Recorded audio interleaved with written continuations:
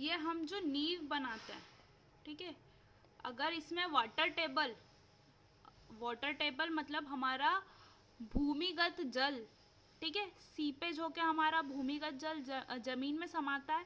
बारिशों में water table ऊपर आ जाता है, मतलब पानी ऊपर आता है, ठीक है, नॉर्मल लैंग्वेज में ये समझते हैं। तो घर तो हमारे बने जमीन के ऊपर, तो भैया हमारी जो नींव डली हुई है वो हम गड्ढे खोद के बनाते हैं। मतलब हमने क्या करा, हमको अगर यहाँ ये हमारा पूरी समतल जमीन हमको यहाँ से मिली, कहाँ से मिली, समतल जमीन यहाँ से मिली। हमने ड्राइंग में देखा कि भैया इतनी दूरी पे गड्ढा खोदना है, तो हम क्या करते, इतने इतने गड्ढे खोदते हैं, ठीक है, गड्ढे खोदे और फिर हमने क्या करा, कंस्ट्रक्शन करा वहाँ पे फुटिंग का, ठीक है। सबसे पहले घर की नींव बनती है, गड्ढे खुदते हैं, खुदाई मतलब एक्सकेवेशन, कल बताया था खदानों की खुदाई में एक्सकेवेशन टर्म था सबसे पहला, बताया था कल का, याद है कि नहीं याद है?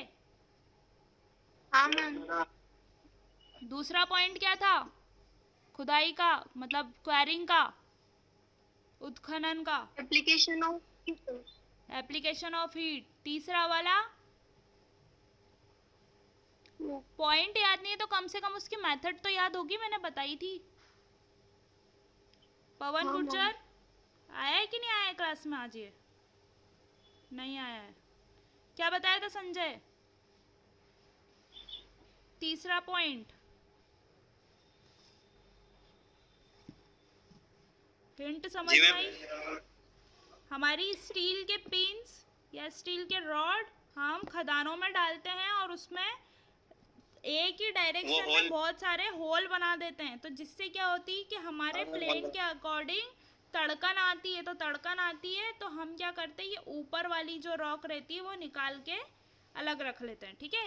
हाँ, और चौथा था हमारा ब्लास्टिंग, ठीक है, ब्लास्टिंग से निकालते हैं। और क्या उसके थ्रू करते हैं उसमें? हाँ, क्या बोला था, डायनामाइट। हाँ, डायनामाइट और नाइट्रो सेल्यूलोज और गन कॉटन, तीन नाम याद रखना। एक हमारा ये डायनामाइट, नाइट्रो सेल्यूलोज और गन कॉटन, ठीक है। इसके थ्रू हम क्या करते हैं, पहले होल करते हैं, ये भरते हैं, ऊपर से मिट्टी भर देते हैं, फिर ब्लास्ट करते हैं फ्यूज से, तो हमारी क्या रहती है, सारी चट्टानें उत्खनन हो जाती है। उसको बोरिंग बोलते हैं ना, बोरिंग। हाँ, मतलब बोर करना, होल करना या बोर करना, जो भी कुछ बोलो, ठीक है। फ्यूज के थ्रू हम उसमें ब्लास्ट करते हैं, ठीक है, ये चीज़ हुई थी। तो हम इसमें सबसे पहली प्रोसेस जो हमारी खदानों में भी थी, मतलब खुदाई करेंगे, एक्सकेवेशन करेंगे। हमको यहाँ पर ऐसे हमारा प्लॉट मिलेगा, ठीक है, आपको बता देती हूँ, आप अभी बीडीडी पढ़ रहे हो, आपको ऐसे ही प्लॉट एरिया, ठीक है, सबसे पहली चीज़ आती है प्लॉट एरिया। अगर हमारा जितना बड़ा प्लॉट है उतना बड़ा एरिया मिलेगा तो ये बोलेंगे प्लॉट एरिया। अब तुमने तुम्हारी मर्जी से ये तुमने बोला कि मैं एल साइज का तो यहाँ पे गार्डन छोड़ूंगा और यहाँ पे मैं बनाऊंगा अपनी 4 व्हीलर की पार्किंग, और यहाँ पे बोले ऐसे ही कभी बैठ गए कुर्सी उर्सी लगा के, है ना, तो ऐसे तुमने ये छोड़ दिया, मतलब इस प्लॉट में से ये एरिया खाली हो गया, ठीक है, इतना इतना और इतना इतना, ठीक है। सपोज ये 10 बाय 8 का था, मतलब ये इतना बड़ा रेक्टेंगल 8 का और इतना बड़ा जो आपने छोड़ा 10 का, ये पूरा प्लॉट था आपका 40 का, ठीक है, और ये था हम आपका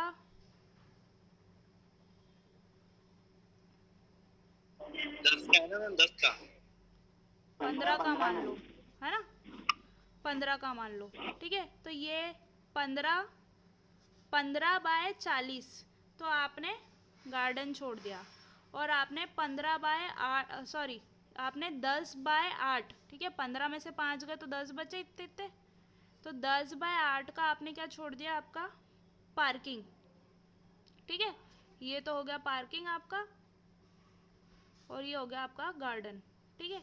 तो आपके पास एरिया कितना बचा, आप 10 बाय 40 में से 8 गए तो ये पूरा 40 में से 8 गए तो कितने बचे, ये पूरा होल 40 का था, कितना बचा ये 32, ठीक है। तो 32 बाय 10 का आपके पास एरिया मिला। देखो 10 बहुत कम है, मैंने ऐसे उदाहरण के लिए समझाया।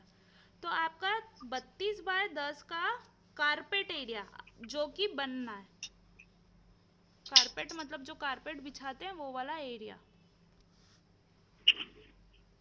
ये था प्लॉट एरिया। प्लॉट एरिया मतलब पूरी जगह आपकी है जितनी है, अब आपने जितनी जगह पे बनाया है वो कहलाता है आपका कारपेट एरिया। ठीक है, ये बीडीडी का टॉपिक है। आपका कारपेट एरिया इतना बड़ा है, तो आपने जब ड्राइंग करी, आपको बनाना इतने पे, तो आपको नींव वीव भी सब इतने पे ही डालनी पड़ेगी, अननेसेसरी आप आगे क्यों डालोगे। हाँ देखो, अगर है ना ये दूसरी स्टोरी आप बनाओगे, ये पहली स्टोरी थी, ये दूसरी स्टोरी आप बनाओगे, तो आप क्या करते हो, इस जगह पे पार्किंग की जगह ऊपर तक तो खाली छोड़ोगे नहीं, तो यहाँ पे क्या करते हो, पार्किंग के ऊपर ओपन टेरेस या ऐसा कुछ निकालते हो। कितनी बार ओपन टेरेस निकाल दिया, या नहीं निकाला तो आपने रूम आगे तक बढ़ा लिया। ठीक है, आगे तक बढ़ा लिया।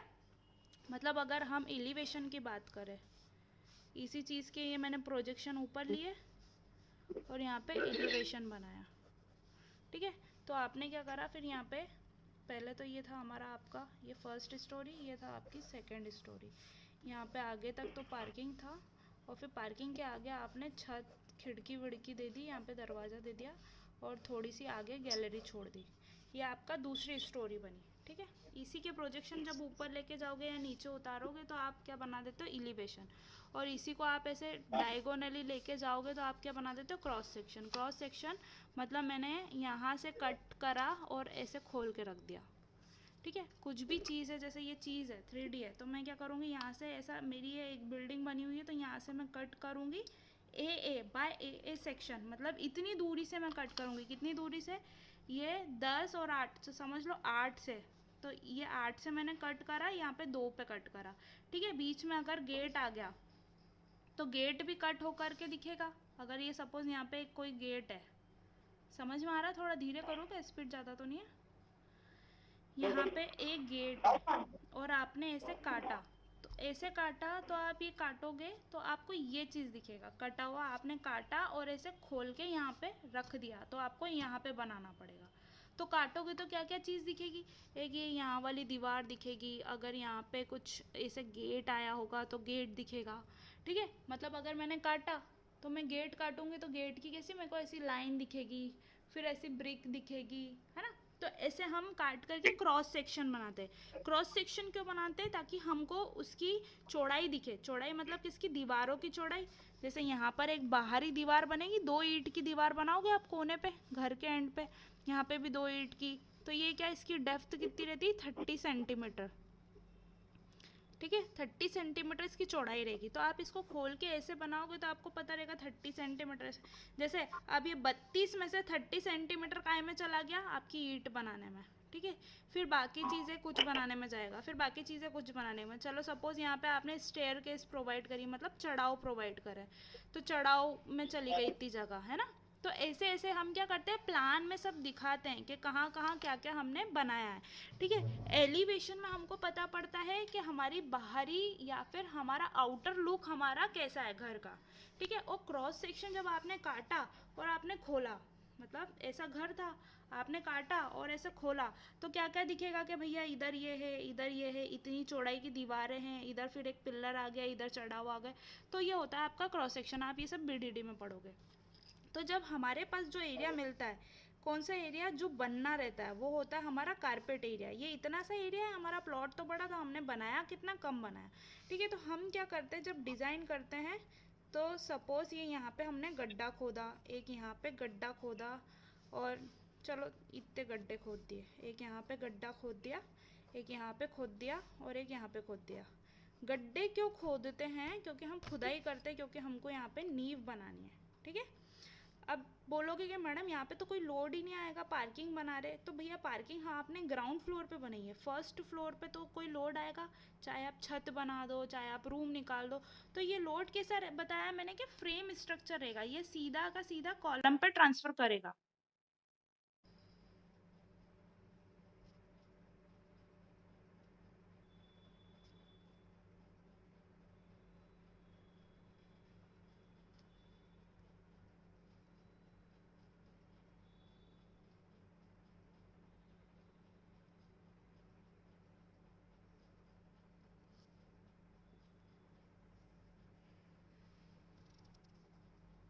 क्या होता है कि जैसे फर्स्ट फ्लोर पे आपने बनाया है कुछ और रूम या फिर कुछ भी हॉल वॉल या फिर आपने ऊपर का कुछ जो भी कुछ बनाया, तो क्या होता है कि हमारा इधर का लोड इस छत पे आएगा और छत का ट्रांसफ़र करेगी नी, ये छत का ट्रांसफ़र करेगी इस कॉलम पे और ये प्लिंथ पे ट्रांसफ़र करके सीधे नींव में जाएगा। तो हम क्या करते हैं, हम फर्दर मतलब फ्यूचर में हम हो सकता है कि यहाँ पे पार्किंग ना बना करके रूम बना दें और उसके ऊपर भी कंस्ट्रक्शन कर ले, उसके ऊपर भी कर लें। तो क्या होता है, हमारा जो प्लॉट एरिया रहता है उसके अकॉर्डिंग हम डिज़ाइन करते हैं। मतलब फ्यूचर में तो कुछ भी हो सकता है। देखो आपका मन बदल जाता है कि यहाँ पे तोड़ के मेरे को रूम निकालना है या यहाँ पे मैं कुछ ऑफिस बना दूंगा, यहाँ पे अगर जैसे हैवी मशीन, देखो घर गृह उद्योग बनाना है तो पापड़ बनाने की मशीन आगे आगे का मैं वैसा कमर्शियल कर दूंगा। तो पापड़ बनाने की मशीन आई तो उसमें हैवी लोड आएगा, ठीक है, भारी मशीन रहेगी। अगर आप वो नहीं कर रहे हो तो आपने ड्रिलिंग मशीन या लेथ मशीन खोल ली। आप सिविल वाले हो तो आपने क्या टेस्टिंग का खोल लिया आगे। टेस्टिंग का मतलब बहुत सारी मशीनें आएगी, CTM मशीन आएगी, फिर बहुत सारी टेस्टिंग की मशीन आएगी, आपकी वो आ गई SPT की मशीन आ गई, आपकी सॉइल की मशीन आ गई, है ना। मतलब आपने खुद का कंसल्टेंसी खोल लिया तो आप टेस्टिंग करोगे, ठीक है। तो आप क्या आगे फ्यूचर में कुछ भी स्थितियाँ हो सकती है कि आप आगे का कमर्शियल कर दो या नहीं करो या जो भी कुछ है ना। घर को एक बार नहीं बन, मतलब घर तो एक बार बन जाता है मगर उसका रिनोवेशन बार बार हो सकता है। तो क्या होता है कि हम खोदेंगे गड्ढे, ठीक है, गड्ढे हमने खोदे मतलब एस्केवेशन करा, एस्केवेशन करा, इतने इतने गड्ढे खोदे, फिर यहाँ पर रेनफोर्समेंट बिछाया, रेनफोर्समेंट मतलब हमारा सरिया सब जगह पे बीच में भी। तो ये क्या होता है कि हमारे अब यहाँ से स्टार्ट हो जाते हैं कॉलम उठना, ठीक है, ज़मीन से ही हमारी जो नींव हम जब डालेंगे वहीं से हम तरापे लगा करके कॉलम ऐसे उठा लेते हैं, ठीक है। यहाँ से कॉलम उठ जाएगा, यहाँ से कॉलम उठ जाएगा, यहाँ से उठ जाएगा, यहाँ से उठ जाएगा, यहाँ से उठ जाएगा, ठीक है। आवाज़ आ रही है सबको। फिर क्या होता है फर्दर हमारा आगे का जो काम, हाँ, फर्दर हमारा आगे का जो काम रहता है, ये नींव हमने खोद दी है, फिर उसके बाद क्या क्या चीज़ होती, ऐसे हमारे कॉलम उठ गए, ठीक है। इन नींव पे से हमारे कॉलम उठे और क्या बन गया, प्लिंथ बन गया, ठीक है। प्लिंथ मतलब हमारा ज़मीन के लेवल तक हम आते हैं। और फिर ये जो बाकी चीज़ें ना, देखो गड्ढे खोदे इसके बाद ये नहीं है कि मैं यहाँ पे कुछ भरूंगी नहीं, ठीक है। यहाँ पे इसका मतलब है कि कुछ ना कुछ प्लिंथ है नीचे, तो कुछ ना कुछ नीचे भरा हुआ है, ठीक है। आपने खोदा है तो आप इसमें क्या डाल दोगे, मोरम डाल दोगे, ठीक है, मोरम। या फिर एक और आपको क्या बताया था मैंने, जेनेसाइज क्या बताया था, सैंडस्टोन। क्या संजय उस दिन क्या देखा था हमने, मोरम जैसा जो दिख रहा था, ब्रिक भी डाल सकते हैं, टूटी ब्रिक फूटी। की चूरी, हाँ। हम कौन सी ब्रिक डाल देंगे, जामा ब्रिक, समझ में आई, जामा ब्रिक जो जली हुई रहेगी और वो सब रहेगी। क्योंकि क्या होता है कि ये जो एक्स्ट्रा चीज़ रहती है हमारी प्लिंथ लेवल तक, मतलब ये तो मेरी ज़मीन है ना, ज़मीन के नीचे मैंने यहाँ पे ऐसे गड्ढे खोदे थे तो ये यहाँ तक खुद गई थी। फिर मेरे को क्या उठाव करूँगी, इसको बोलते हैं भराव करना, ठीक है, प्लिंथ उठाना। तो प्लिंथ क्या करते हैं, क्योंकि हमारा बाहर का रोड इस लेवल का है, अब नाली वाली खोदेंगे तो भैया हमारे घर का पानी भी निकलना चाहिए, मतलब लेवल हमारा क्या होना चाहिए, घर का ऊपर होना चाहिए। नाली और घर का लेवल कभी भी सेम नहीं होना चाहिए, क्योंकि बाहर क्या होता है कि रोड बनते जाते हैं ना। ये रोड का अभी एलिवेशन यहाँ करा, फिर इसके ऊपर वापस कौन सा रोड था, ये फ्लेक्सिबल पेमेंट, ठीक है। फ्लेक्सिबल पेमेंट मतलब हमारा बिट्टूमिन का, डामर का, ये एक बारिश में कैसा हो गया, उबड़ खाबड़ हो गया, फिर उसकी मरम्मत हुई तो फिर इतना बिछा दिया, फिर इतना बिछा दिया, तो रोड का लेवल क्या हर 10-15-20 साल में बढ़ता जाता है। अब रोड यहाँ है और नाली यहाँ है, तो रोड का पानी बारिशों में कहाँ जाएगा, नाली में, है ना। और नाली से हमारा घर कम से कम 3-4 फीट ऊपर उठा हुआ होना चाहिए। क्यों उठा होना चाहिए, क्योंकि घर का पानी और जब लेवल जो होता है हमारे बाथरूम का लेवल का पानी और नाली का पानी कभी भी मिक्स नहीं होना चाहिए, ठीक है। नहीं तो क्या होता है, वो अपन फ्लश करते हैं तो अगर दोनों का लेवल सेम है ना तो वो उल्टा अपने घरों के अंदर आता है। देखो समझ में आ रही है बात, ऐसा मत बोला कि मैडम कितनी अनहाइजीनिक ऐसी बातें डिस्कस कर रही है। तो क्या होता है, हम सिविल इंजीनियर है, बहुत सारी जगह हो जाता है। हाँ, बहुत कॉमन सी चीज़ है, जब हम फ्लश करते हैं तो वो वैसा उल्टा पानी आता है। मतलब लोगों के घर में ऐसा होता है कि वो बाथरूम यूज़ ही नहीं कर सकते, क्योंकि अगर वो यूज़ करेंगे पानी तो बहा देंगे मगर वो उल्टा पानी अंदर की साइड भरने लगता है। तो ये कारण क्यों आता है, क्योंकि आपने क्या करा, नाली का लेवल ऊपर हो गया, आपके घर का लेवल नीचे हो गया। तो जो नाली का पानी है नाली में से निकल नहीं पाएगा, जब नाली ड्रेन आउट होगी तब ये पानी होगा। अगर बारिश में क्या हो गया, नाली का लेवल ऊपर हो गया आपके घर से, तो आप ये सोच लो कि ग्राउंड फ्लोर तो आपका पूरा नालीवाड़ा बन गया। ठीक है, तो ग्राउंड फ्लोर पे आप कुछ काम कर नहीं सकते हो। तो हम क्या करते हैं, जो हमारा ग्राउंड लेवल है उसके नीचे तक तो हमने वो सब खोद के पूरा यहाँ पे क्या बिछा दिया, हमारा वो बिछा दिया, क्या बोलते हैं, फाउंडेशन बिछा दिया। फिर प्लिंथ तक आए, प्लिंथ के बाद में हम भराव करके कम से कम हमारे रोड से या नाली के लेवल से 4-5 फीट का भराव करेंगे अपना घर बनाने के लिए। फिर भले चढ़ाव वढ़ाव बना दो, बाहर पार्किंग वार्किंग में चढ़ाव बना दो, उसका कोई दिक्कत नहीं है कि हम बाहर का हमारा कैसे रैंप बना दो तो गाड़ी अच्छे बढ़िया से उससे चढ़ जाए। ठीक है, तो हम 3-4 फीट का भराव करेंगे। ये भराव हम इसलिए करते हैं ताकि हमारा जो बाथरूम का लेवल भी हो ऊपर हो। ठीक है, अगर पाइप बिछाएंगे तो यहाँ से बिछाएंगे और पाइप, नाली का लेवल तो यहाँ है तो पानी गिर के नाली में चला जाएगा, कभी नाली से टच नहीं होना चाहिए हमारे घर का लेवल। तो हम जब ऊपर प्लिंथ की भराई करते हैं तो ये जो भराव करने की चीज़ होती है ना, उसमें कोई किसी प्रकार का लोड नहीं आता है। ठीक है, क्योंकि क्या होता है, हमारे स्ट्रक्चर रहते हैं फ्रेम स्ट्रक्चर। फ्रेम स्ट्रक्चर का मतलब होता है कि सारा जो लोड लेते हैं हमारे बीम कॉलम लेते हैं। तो आपने जो प्लिंथ में भी आप क्या करते हो, बीम कॉलम ऐसे डालते हो। ठीक है, साइड में आपने बीम कॉलम डाला, फिर इसके ऊपर रखाती है छत। ठीक है, तो पहले आप भराव करोगे, प्लिंथ लेवल करोगे, फिर उसके ऊपर आपकी छत मतलब ये हमारा जो फ्लोर रखा था। ठीक है, ये भी आजकल हम आरसीसी का बनाते हैं, मतलब भले ज़्यादा उसका नहीं बनाए मगर इतना बनाएंगे कि नीचे का ज़मीनी पानी है जो अंदर नहीं आ पाए।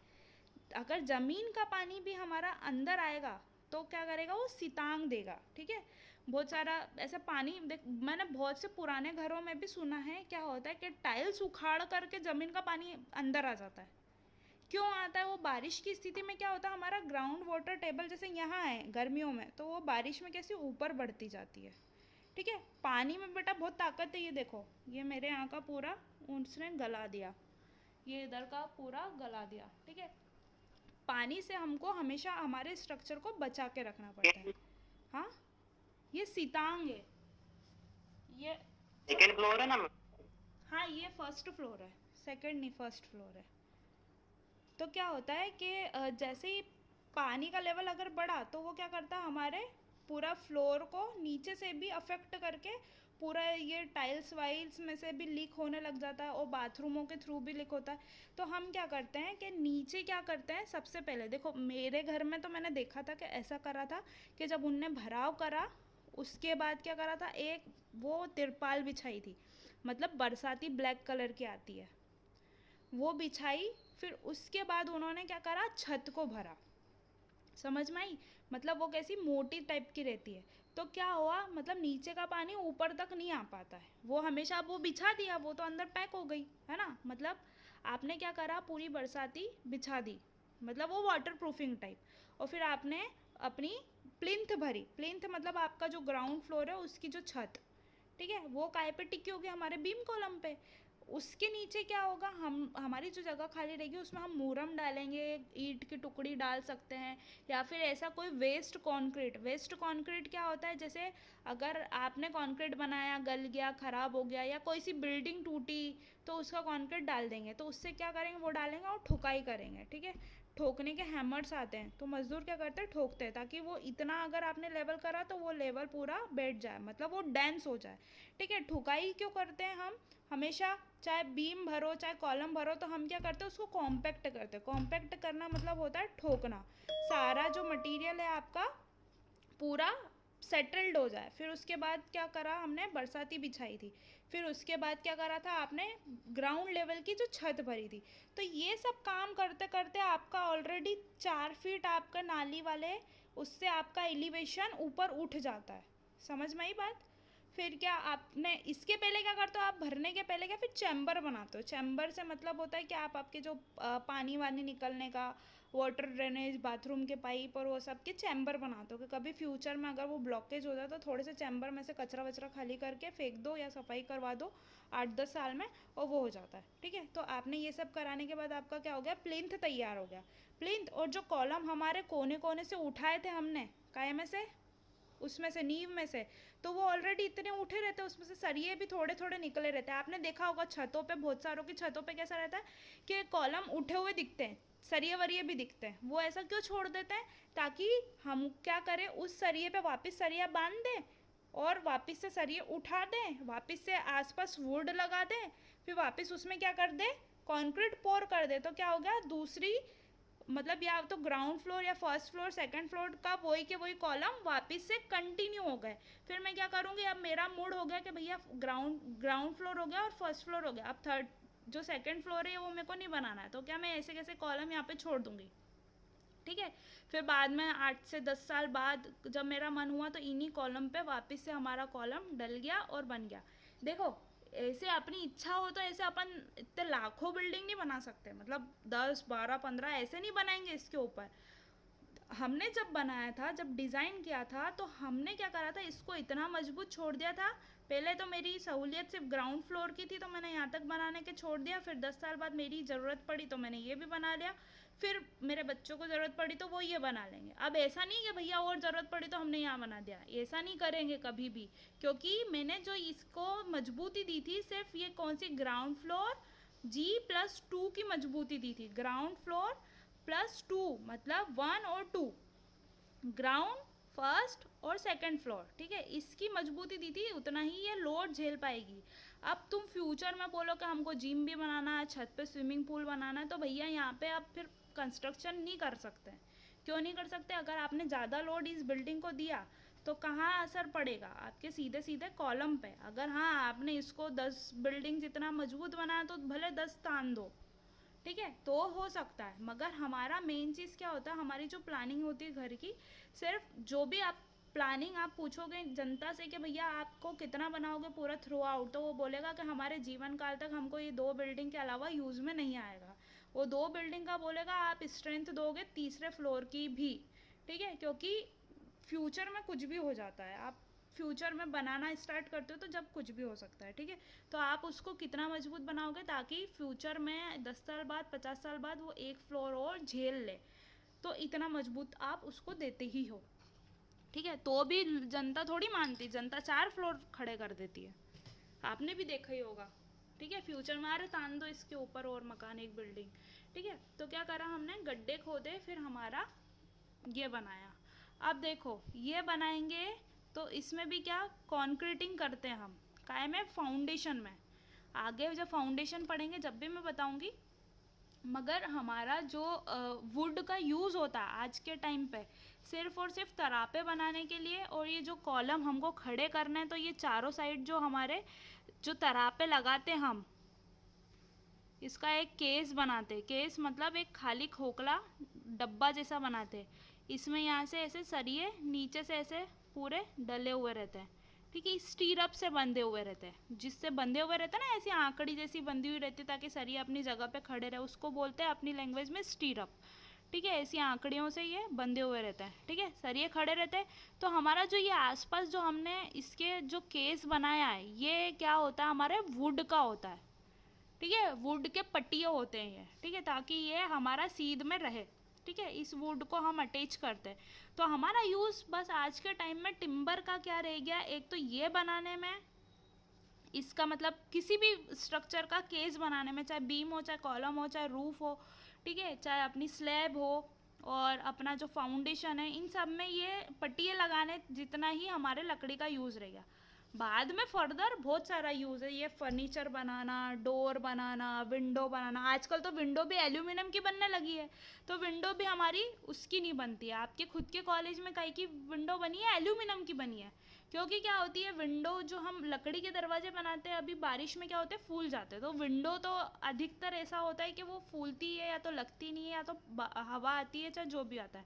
अब जो हमारी एल्यूमिनियम की विंडो बनती है, इनमें क्या सिलिकॉन फिटिंग होती है, सिलिकॉन एक मटेरियल आ गया है, ठीक है। पहले के टाइम में हम विंडो कैसी बनाते थे, उसकी बनाते थे, लकड़ी की। अब आजकल जैसे जैसे नई नई टेक्नोलॉजी आती जा रही है, हम उसको ग्रास्प करते जा रहे हैं, मतलब ग्रहण करते जा रहे हैं कि हाँ ठीक है, अब हमारे पास एक वुड का अल्टरनेट आ गया, क्या आ गया, अपना एल्यूमिनियम, ठीक है। ये जो गेट आते हैं, देखो एक चीज़ का उदाहरण मैं बताती हूँ, ये जो है ये हमारे पानी लगने के कारण से हमारा वो आ गया है, क्या आ गया है, सितांग, या फिर ये सड़ने लगा। देखो अभी ये इसमें गैपिंग हो गई है, ये देखो ये निकल रहा है मटेरियल, दिख रहा है। ये काय का था, हमारा वुड का था। तो जैसे जैसे है ना नई टेक्नोलॉजी आ गई है,